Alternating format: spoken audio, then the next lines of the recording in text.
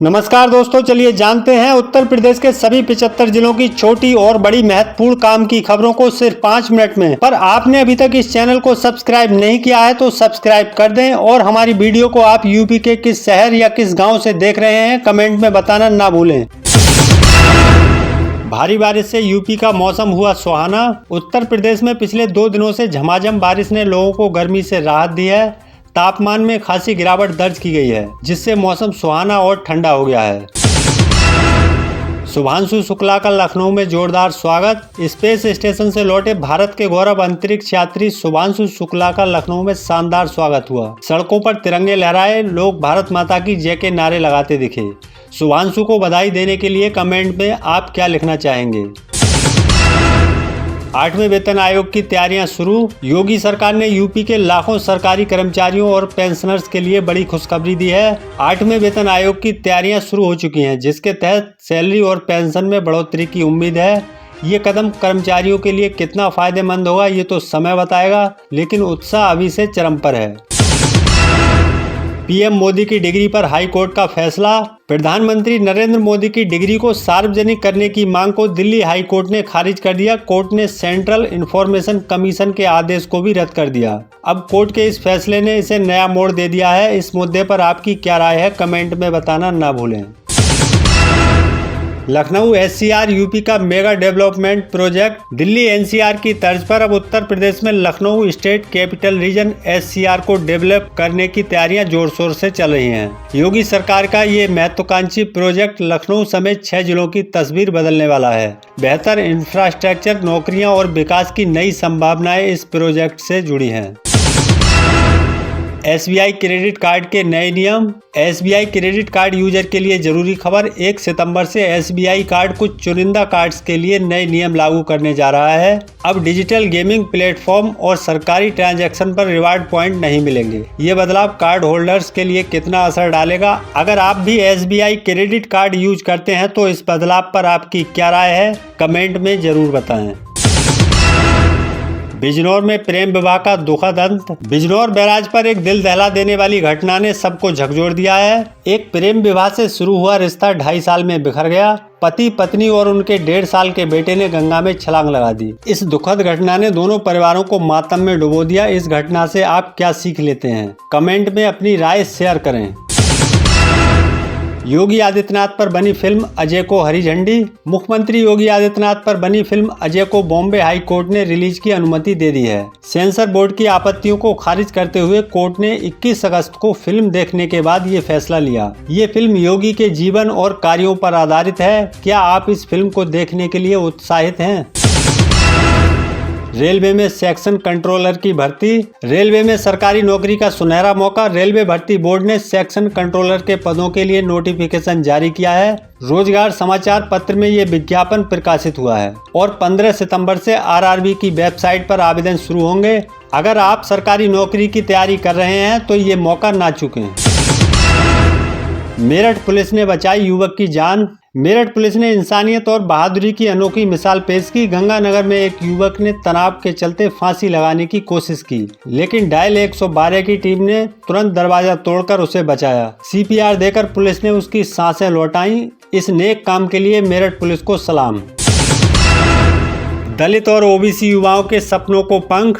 योगी सरकार की परीक्षा पूर्व प्रशिक्षण केंद्र योजना ने अनुसूचित जाति, जनजाति और ओबीसी के 701 युवाओं को सिविल सेवा और अन्य प्रतियोगी परीक्षाओं में सफलता दिलाई है। ये योजना युवाओं को मुफ्त कोचिंग और मार्गदर्शन देकर उनके सपनों को हकीकत में बदल रही है। इस पहल की आप कितनी सराहना करते हैं? अखिलेश यादव का योगी सरकार पर तंज। सपा अध्यक्ष अखिलेश यादव ने योगी सरकार पर तंज कसते हुए कहा कि यूपी में न्यूयॉर्क से ज्यादा शराब की दुकानें खुल गई हैं, लेकिन स्कूल बंद पड़े हैं। उन्होंने सरकार पर पढ़ाई को नजरअंदाज करने का आरोप लगाया। इस बयान पर आपका क्या कहना है, कमेंट में अपनी राय जरूर शेयर करें। एक देश एक चुनाव, 7 लाख करोड़ की बचत। यूपी के लघु उद्योग राज्य मंत्री नटवर गोयल ने एक देश एक चुनाव का समर्थन करते हुए कहा कि इससे समय और संसाधनों की बर्बादी रुकेगी और 7 लाख करोड़ की बचत होगी। ये पैसा देश के विकास कार्यों में लगेगा। क्या आप इस विचार से सहमत हैं या इसमें कोई चुनौतियां देखते हैं, कमेंट में बताएं। कजरी तीज पर गोंडा में भगवा में माहौल। कजरी तीज के पावन अवसर पर गोंडा की सड़कें भगवा में हो जाएंगी। 10 लाख से ज्यादा कांवड़िए सरयू नदी से जल भरकर शिव मंदिरों में जलाभिषेक करेंगे। ये भक्ति और उत्साह का अद्भुत नजारा होगा। क्या आप इस कांवड़ यात्रा का हिस्सा बनने जा रहे हैं? यमुना एक्सप्रेसवे पर 1400 करोड़ का हाउसिंग प्रोजेक्ट। जेवर में हवाई अड्डे के बाद यमुना एक्सप्रेसवे क्षेत्र तेजी से डेवलप हो रहा है। Real estate company Gaur group इस क्षेत्र में 1400 करोड़ का हाउसिंग प्रोजेक्ट ला रही है। ये प्रोजेक्ट नए घर और निवेश के अवसर लाएगा। बुलंदशहर में दर्दनाक सड़क हादसा। बुलंदशहर के खुर्जा में रविवार देर रात एक दर्दनाक हादसे ने सबको हिलाकर रख दिया। हाईवे पर एक कंटेनर ने श्रद्धालुओं से भरी ट्रैक्टर ट्राली को टक्कर मार दी, जिसमें 8 लोगों की मौत और 45 लोग घायल हो गए। चुनाव आयोग ने सपा के आरोपों का दिया जवाब। 2022 के यूपी विधानसभा चुनाव में 18,000 वोट काटने के सपा के आरोपों पर चुनाव आयोग ने जवाब दिया है। आयोग ने स्पष्ट किया है कि उन्हें 18,000 नहीं बल्कि केवल 3,919 शपथ पत्र मिले हैं। साथ ही सपा को चेतावनी भी दी गई है। इस मामले पर आपकी क्या राय है? यूपी में दूरसंचार समृद्ध ग्राम पंचायतें। यूपी में हर ब्लॉक की एक ग्राम पंचायत को दूरसंचार समृद्ध बनाने का प्रोजेक्ट शुरू हुआ है। बीएसएनएल को 415 ग्राम पंचायतों को मार्च 2026 तक मॉडल पंचायत बनाने की जिम्मेदारी दी गई है। ये कदम ग्रामीण क्षेत्रों में पारदर्शिता और विकास को बढ़ावा देगा। इस पहल को आप कैसे देखते हैं? अखिलेश का पीडीए बयान और बीजेपी पर हमला। सपा अध्यक्ष अखिलेश यादव ने पीडीए को पीड़ित, दुखी, अपमानित बताया और बीजेपी पर आरक्षण छीनने और नौकरियों को धोखा देने का आरोप लगाया। उन्होंने संविधान संशोधन विधेयक पर भी तंज कसा।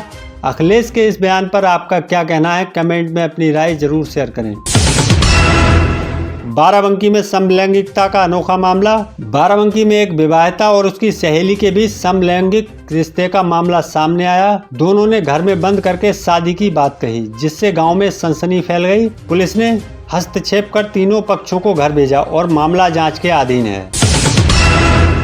रामपुर में महिला का अजीबोगरीब प्रस्ताव। रामपुर में एक शादीशुदा महिला जो 10 बार अपने प्रेमी के साथ भाग चुकी है, पंचायत में अनोखा प्रस्ताव रखा। उसने कहा कि वह 15 दिन अपने पति के साथ और 15 दिन प्रेमी के साथ रहेगी। इस प्रस्ताव ने सबको हैरान कर दिया और पति ने हार मान ली। बागपत में पंचायत बनी अखाड़ा। बागपत में एक शादी टूटने से नाराज महिला ने पंचायत में युवक को थप्पड़ जड़ दिए। युवक के परिजनों के बीच भी मारपीट हुई और ये पूरी घटना सीसीटीवी कैमरे में कैद हो गई। सपा में बड़ा संगठनात्मक बदलाव। सपा अध्यक्ष अखिलेश यादव ने संगठन को मजबूत करने के लिए बड़ा फैसला लिया है। उन्होंने सभी जिला और विधानसभा प्रभारियों को तत्काल प्रभाव से हटा दिया है। ये कदम सपा की रणनीति को नया रूप दे सकता है। क्या ये सपा के लिए गेम चेंजर साबित होगा? कमेंट में अपनी राय जरूर शेयर करें।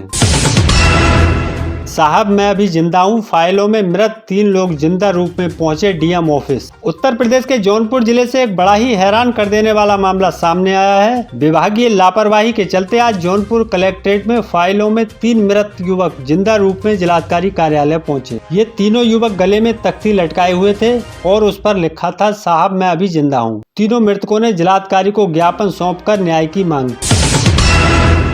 तो दोस्तों ये थी आज की ताज़ा और सबसे अहम खबरें। मौसम, सियासत, रोजगार और सामाजिक मुद्दों पर ये अपडेट आपको कैसा लगा? कमेंट करके जरूर बताएं। वीडियो को लाइक करें, अपने दोस्तों के साथ शेयर करें और चैनल को सब्सक्राइब करें। बेल आइकन दबाना ना भूलें ताकि हर नई खबर आप तक पहुंचे सबसे पहले। मिलते हैं अगले वीडियो में, तब तक के लिए नमस्कार।